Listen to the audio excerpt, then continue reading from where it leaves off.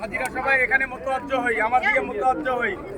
আমরা এখানে আসছি আরাফার ময়দানে, আসছি আরাফার ময়দান। বলা হয় আরাফার ময়দান টাকা হলে যোগদান।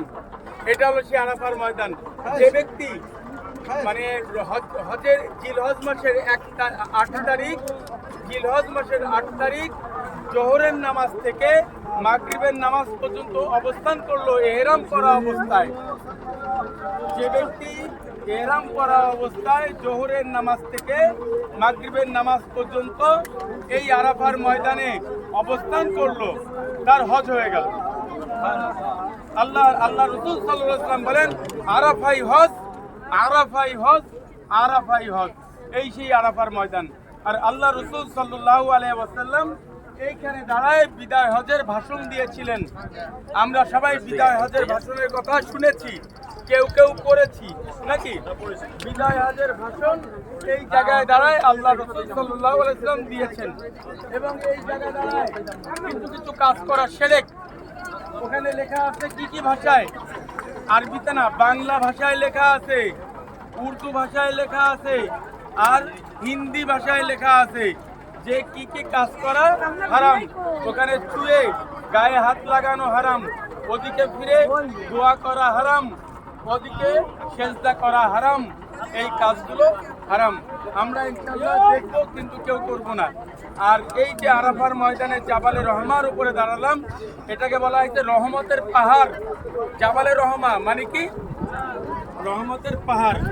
আর এই যে রহমতের পাহাড় দেখতেছি, এই রহমতের পাহাড়ের কথা বলা হয়েছে যে কাল কিয়ামতের ময়দানে আল্লাহ পাক রব্বুল আলামিন এই পাহাড়ের উপরে আসন গ্রহণ করবেন।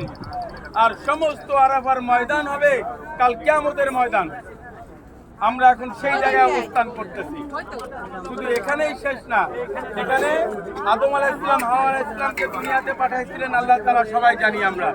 একজনকে শ্রীলঙ্কায়, আরেকজনকে জেদ্দায়, দুইজন এই জায়গায় এসে মিলিত হয়েছিলেন। ব্যাপারটা বুঝতে পেরেছেন? এটা অনেক বরকতপূর্ণ ময়দান, বরকতপূর্ণ পাহাড়। আল্লাহ পাক রব্বুল আলামিন আমাদেরকে এই পাহাড়ের উপরে আনার তৌফিক, আসার তৌফিক দান করেছেন। আলহামদুলিল্লাহ, আলহামদুলিল্লাহ। এমন কিছু করব না যার দ্বারা আমাদের গুনাহ হয়ে যায়। চারিদিকে দেখতেছেন আরাফার ময়দানে, টোটাল এলাকা আরাফার ময়দানে প্রচুর গাছ দেখতেছেন। আপনারা বাইরে দেখতেছেন ভাই, গাছ দেখতেছেন? এই গাছগুলো হলো জিয়া সাজারা। গাছগুলোর নাম কি? জিয়া সাজারা।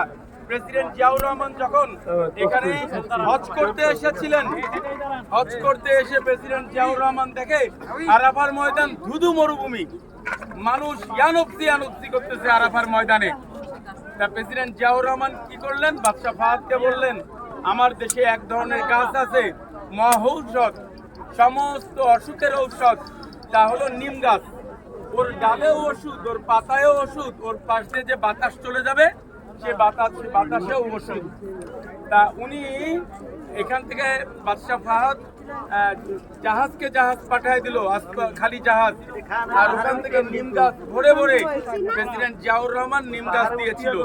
সেজন্য এই এলাকার নিম গাছগুলো একটু দেখা দাও।